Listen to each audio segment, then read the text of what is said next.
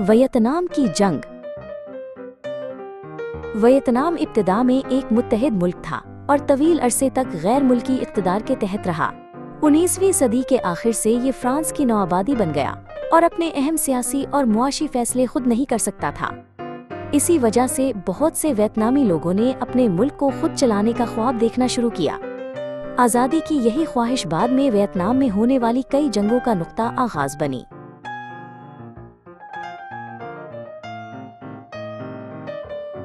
दूसरी आलमी जंग के खात्मे के बाद वियतनामी अवाम ने फ्रांसीसी नौआबादियाती इक़्तिदार से निजात पाने के लिए मुसल्लह जद्दोजहद शुरू की। ये जंग 1946 में शुरू हुई और तकरीबन 8 साल तक जारी रही। वियतनाम एक आज़ाद कौम के तौर पर अपने मुल्क को चलाना चाहता था, जबकि फ्रांस अपने नौआबादियाती कंट्रोल को बरकरार रखना चाहता था। 1954 में फ्रांस को शिकस्त हुई और जंग खत्म हो गई। फ्रांस के साथ जंग के खात्मे के बाद कई ममालिक वियतनाम के मुस्तकबिल पर बातचीत के लिए जमा हुए। ये इजलास स्विट्जरलैंड के शहर जुनेवा में मुनक़िद हुआ और मजीद जंग को रोकने के लिए एक बैनुल अक़वामी मुआहिदा तय पाया। इसके नतीजे में वियतनाम को शुमाली अर्जुल बलद की 17वीं मुतवाज़ी लकीर के साथ शुमाल और जुनूब में तकसीम कर दिया गया। ये तकसीमें आर्जी समझी गई थी, लेकिन हकीकत में ये तवील अरसे तक बरकरार रही और नए तनाज़ुआत का आगाज बनी।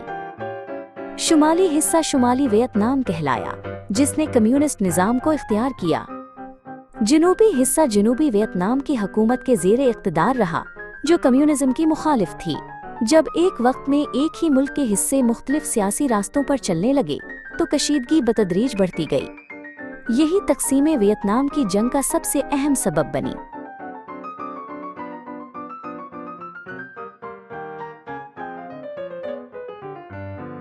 उस वक्त दुनिया एक कशीदा दौर में जी रही थी, जिसे सर्द जंग कहा जाता है। अमेरिका और सोवियत यूनियन ने एक दूसरे से बराह रास्त जंग नहीं की, बल्कि दुनिया भर में अपने सियासी निज़ाम फैलाने का मुकाबला किया। अमेरिका का ख्याल था कि अगर एक मुल्क कम्युनिस्ट बन गया तो पड़ोसी ममालिक भी जल्द ही इसकी पैरवी करेंगे। इस ख्याल को डोमिनो नजरिया कहा गया और ये वियतनाम के मसले को देखने का एक अहम तरीका बन गया। अमेरिका ने जनूबी वियतनाम को कम्युनिज्म से रोकने के लिए मुख्तलिफ इक़साम की मदद शुरू की। इब्तिदा में उसने जंगी फौज के बजाय फौजी मुशीर भेजे ताकि तरबियत और मशवरा फराहम किया जा सके। लेकिन लड़ाई शिद्दत इख्तियार करती गई और जनूबी वियतनाम की हुकूमत अकेले उसका मुकाबला न कर सकी। नतीजतन अमरीकी शमूलियत बतदरीज गहरी होती गई और जंग की नौइयत बदल गई।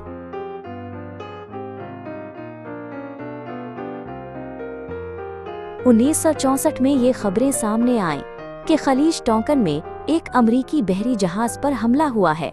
इस वाक़े ने अमरीकी मुआशरे को हिलाकर रख दिया और लोगों की जंग के बारे में सोच बदल गई।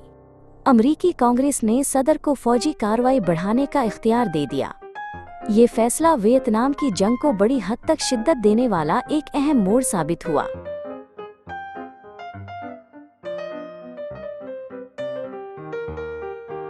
उन्नीस 1965 में बड़ी तादाद में अमरीकी ज़मीनी फ़ौजें जनूबी वियतनाम में उतरें। उसके बाद वियतनाम की जंग एक बैनुल अक़वामी मुकम्मल जंग की शक्ल इख्तियार कर गई। फ़ौजियों, हथियारों और फ़िज़ाई हमलों का पैमाना पहले के मराहिल के मुकाबले में कहीं ज़्यादा बढ़ गया। पूरे वियतनाम ने जंग के बराह रास्त असरात महसूस करना शुरू कर दिए।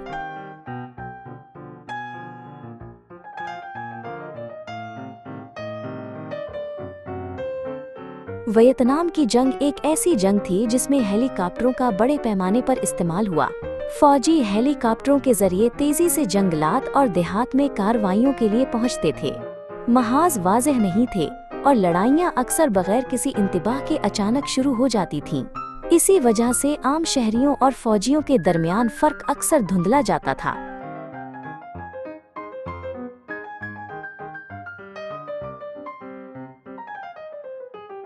जंग में एक अहम कुव्वत वियतकॉन्ग थी। वियतकॉन्ग एक कम्युनिस्ट रुझान रखने वाला मुसल्लह गिरोह था जो जनूबी वियतनाम में सरगर्म था। बाकायदा फौज की तरह खुलेआम लड़ने के बजाय वो गोरेला हिकमत अमली अपनाते, छुपकर अचानक हमले करते थे। इससे ये पहचानना बहुत मुश्किल हो जाता था कि कौन जंगजू है और कौन आम शहरी।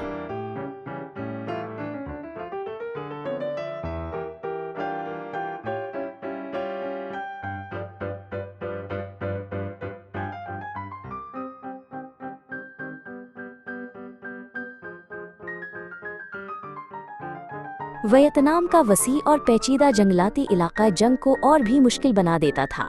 दुश्मन जंगल में छुपा रहता था और हमले किसी भी जगह और किसी भी वक्त हो सकते थे। फौजियों को दिन रात मुसलसल तनाव में रहना पड़ता था और आराम का मौका बहुत कम मिलता था। ये जंग न सिर्फ उनके जिस्मों बल्कि उनके ज़हनों पर भी भारी बोझ डालती थी।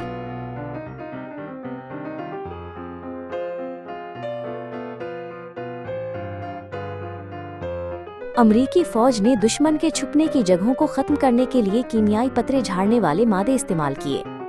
उन केमिकल्स की वजह से दरख्त और पौधे मुरझा गए और जंगलात खत्म हो गए। जंगलात तो जल्द गायब हो गए, लेकिन मिट्टी, पानी और इंसानी सेहत को पहुंचने वाला नुकसान तवील अरसे तक बाकी रहा।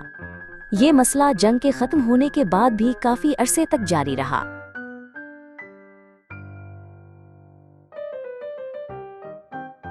1968 में वस्ती वियतनाम के माई लाई गांव में एक अलमनाक वाकया पेश आया, जहां बहुत से आम शहरी मारे गए। ये गांव ना तो कोई फौजी अड्डा था और ना ही मैदाने जंग, बल्कि एक पुरसुकून जरी बस्ती थी। एक फौजी कार्रवाई के दौरान इस इलाके को गलती से दुश्मन का मजबूत गढ़ समझ लिया गया, जिससे बेगुनाह लोगों को शदीद तकलीफ पहुंची। ये वाकया आज भी इस बात की मिसाल है कि खौफ और संगीन गलतियों के जरिए जंग किस तरह इंसानियत को तबाह कर सकती है। इसी साल शुमाली वियतनाम और वियतकॉन्ग ने एक बड़े पैमाने का हमला शुरू किया, जिसे टेट हमला कहा जाता है। टेट वियतनामी कमरी नया साल है और उसी वक्त हमला होना बजाते खुद एक बड़ा धचका था। अगरचे उन्हें फौजी लिहाज से भारी नुकसान उठाना पड़ा, लेकिन इस हमले ने जंग के रुख पर गहरा असर डाला। अमरीकी मुआशरे में जंग जारी रखने का एतमाद बुरी तरह मुतज़लज़िल हो गया। वियतनाम की जंग रोजाना टेलीविजन पर दिखाई जाती थी। लोग अपने घरों में बैठकर जंग के हकीकी मनाजिर देख सकते थे। ये एक नया तजर्बा था जो पहले की जंगों में शाज़ो नादिर ही देखा गया था। जो जो जंग की तल्ख़ हकीकत सामने आती गई, उसके खिलाफ मुखालिफत बढ़ती चली गई।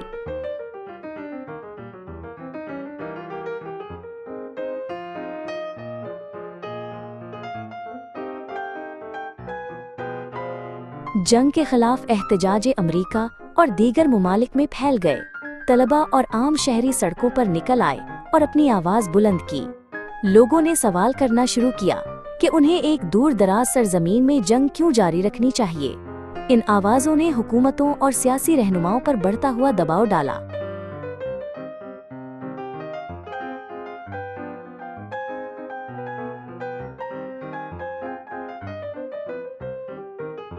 उन्नीस 1973 में एक अमन मुआहदे के जरिए अमेरिका ने वियतनाम से अपनी फौजें वापस बुला ली। ताहम वियतनाम के अंदर लड़ाई फौरन खत्म नहीं हुई। 1975 में शुमाली वियतनाम की अफवाज सेगून में दाखिल हुई और बिल आखिर जंग खत्म हो गई।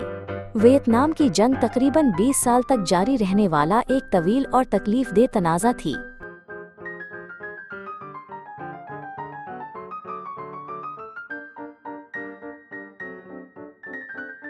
जंग खत्म हो गई, लेकिन उसके असरात तवील अरसे तक बाकी रहे। गैर फटे बम और कीमियाई मादों से होने वाला नुकसान आज भी एक बड़ा मसला है। बहुत से लोग अब भी जंग की यादों और जख्मों के साथ जिंदगी गुजार रहे हैं। ये कहानी एक ऐसा रिकॉर्ड है जो हमें ये समझने में मदद देता है कि जंग एक मुआशरे पर कैसे निशानात छोड़ती है।